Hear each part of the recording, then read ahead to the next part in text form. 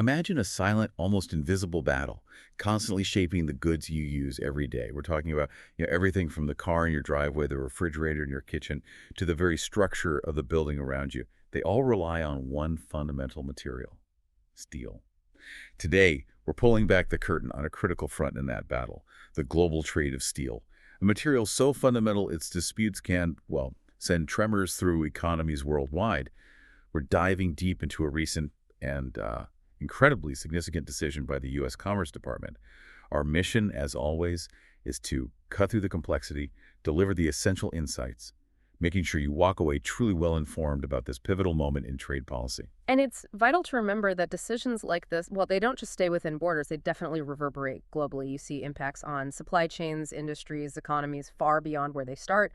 And everything we're sharing today, it's drawn directly from, official government announcements and detailed reports on this development. So you're getting the unvarnished facts, the critical context. That sets the stage perfectly. So let's jump straight into the core of the news. What exactly happened? Okay. The U.S. Commerce Department made final, definitive determinations. They decided to impose what are called anti-dumping, or AD, Right. and countervailing duties, CVD, on a very specific type of steel product. Okay, which product? We're talking about corrosion-resistant steel, known as core. Core. Got it. So this isn't just any steel. No, exactly. These are the sheets specifically designed for durability, longevity, often coated to prevent rust. They're indispensable for things like automotive bodies, home appliances, major construction projects. Right, things that need to last. Yeah. And the scale of this, Yeah. you mentioned it's significant. Oh, absolutely. The sheer scale really underscores its importance. We're talking about almost $3 billion in global trade annually being directly impacted. Wow, $3 billion. That's a huge economic footprint. Indeed. And the scope of these investigations, the findings, it's quite extensive. The Commerce Department focused its efforts on imports from 10 specific countries. 10 countries. Which ones? Let's see. Australia, Brazil, Canada, Mexico, the Netherlands, South Africa, Taiwan, Turkey, the United Arab Emirates, and Vietnam. Okay, quite a list. Yeah. And after thorough investigations, the definitive finding was that imports of this core steel from these places were determined to be either dumped and or subsidized in the U.S. market. Dumped or subsidized. Okay, these are serious terms in international trade. They carry pretty significant consequences. So you've mentioned dumped and subsidized, and these duties, AD and CVD. For many of us, even if you follow trade, these terms can sound like, well, complex jargon. Our listeners probably get the gist, but what are the precise definitions? And maybe more importantly, what does it mean for the market? Let's break that down. Absolutely. Let's start with dumping. Okay. At its simplest, dumping is when a company exports a product to another country at a price lower than it normally charges at home. Lower than at home, or even below cost. Sometimes even below its cost of production, yeah. The aim is often to gain an unfair competitive advantage. Maybe grab market share quickly or even push out local competitors. Okay, so it's not just about being cheaper. No, it's not just a casual observation. The Commerce Department does incredibly detailed investigations. They compare the export price to what they call a normal value. Normal value. How do they figure that out? Well, it can be based on the price in the home market or maybe a third country market. Or if those aren't reliable, they use a constructed value, basically, the cost of production plus a reasonable profit margin. Sounds pretty thorough. It is. And in this specific case, they found core products from these 10 countries were systematically entering the U.S. at unfairly low prices, actively undercutting domestic producers. That level of, forensic accounting makes it clear it's not a casual thing. It makes me wonder, though, what are the deeper reasons? Why would countries allow or even encourage dumping? Is it just market dominance? That's where it gets really insightful, Beyond just undercutting competitors, dumping can actually be a tool, a strategic industrial policy tool. Maybe a country wants to rapidly build market share for a new industry, give it a foothold. Or maybe more commonly, it's about offloading excess capacity, perhaps during an economic downturn. So if factories are making too much steel for their home market. Exactly. Governments might incentivize exporting it cheap just to keep factories running, maintain jobs, avoid social disruption. Even if it messes with fair global trade principles, it's sort of a way to push domestic economic pressures outwards. That's a crucial point.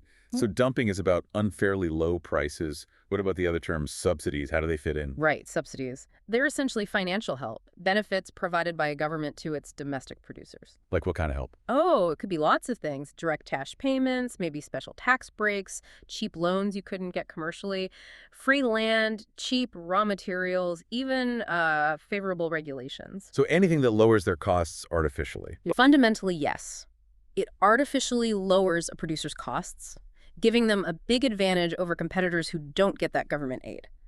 And the Commerce Department's investigations determined that, yes, some of these foreign governments were illegally subsidizing their steel producers, giving them that unfair edge in the international market. Good.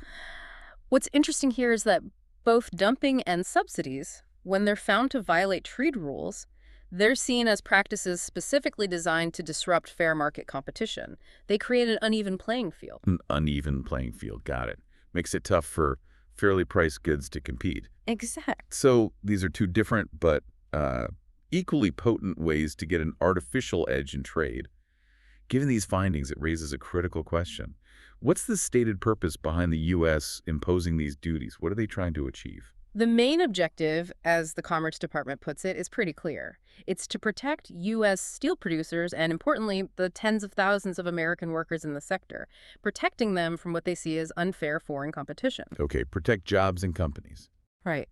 William Kimmett, he's the Undersecretary for International Trade. He said it directly. I'm quoting here. American steel companies and workers deserve to compete on a level playing field. Quote, these duties ensure foreign producers do not undermine U.S. producers through unfair pricing or illegal subsidies. So it's not just talk. It's about tangible jobs, the economic health of a really foundational industry. That intention, protecting jobs, ensuring a level playing field, it sounds compelling. But, I mean, in the real world of global trade, with all these different economies and national interests, is a truly level field ever really achievable? And what are maybe the counter-arguments or trade-offs? That's the heart of the debate in modern trade policy, isn't it? A truly level playing field is often, well, an ideal. Something nations strive for, maybe not a fixed reality. And while protecting U.S. jobs and industry is one goal, the really deep insight here is that balance. It's tricky. Well, these duties, okay, they protect domestic steelmakers, but they can also inadvertently raise costs for U.S. manufacturers who use that steel. Think car companies, construction firms, appliance makers. Right, the downstream industries. Exactly, and that can ripple through the economy.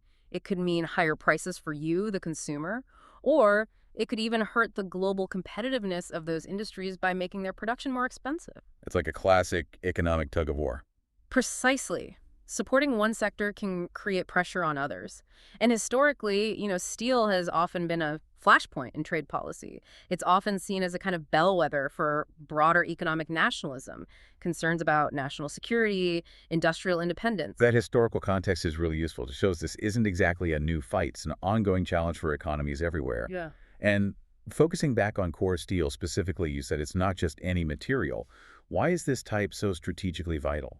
Absolutely. Core steel, because it resists corrosion, is critical for high-value, durable goods. It's not just for any old building. It's essential for infrastructure projects that need to last decades, for the reliability of car parts, the longevity of your fridge or washing machine. So key sectors depend on it. Very much so. And these sectors are highly sensitive to material costs and quality.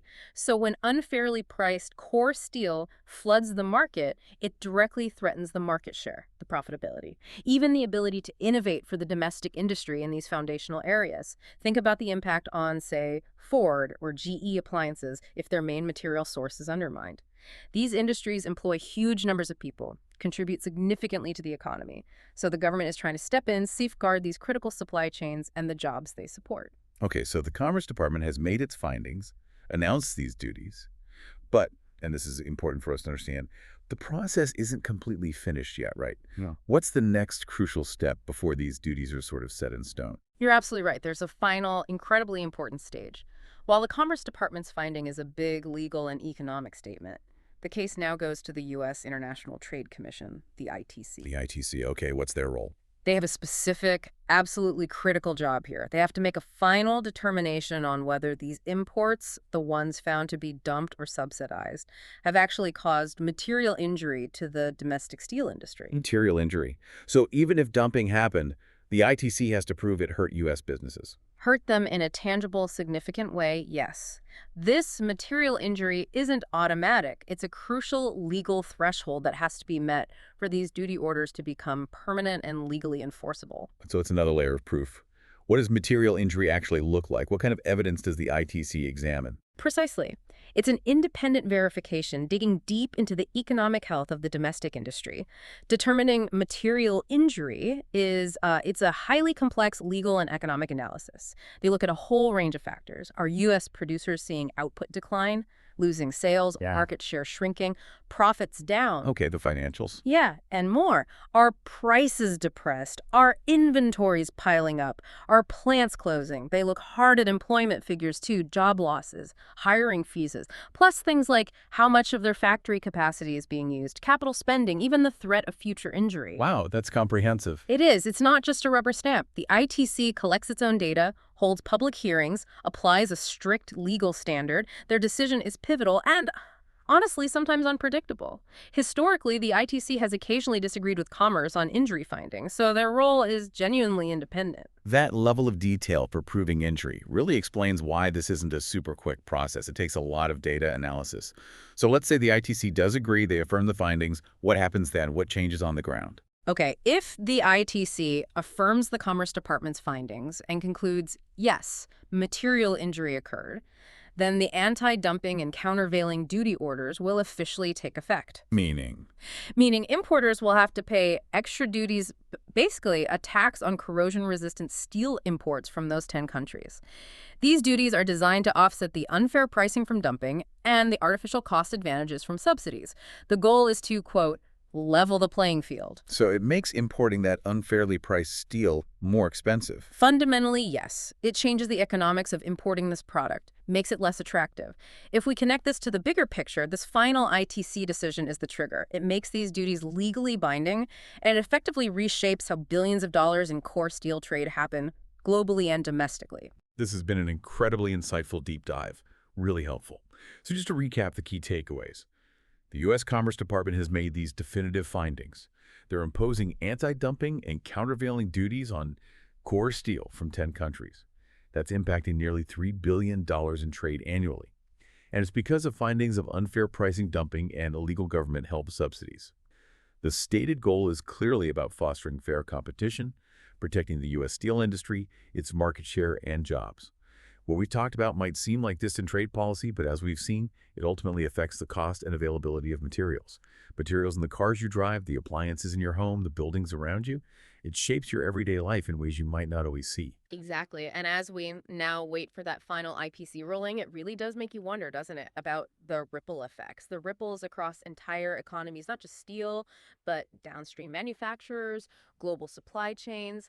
It highlights this incredibly delicate balance nations are always trying to strike, protecting their own key industries versus participating openly in this deeply interconnected global market. It's a dynamic tension, really, one that defines so much of modern international relations.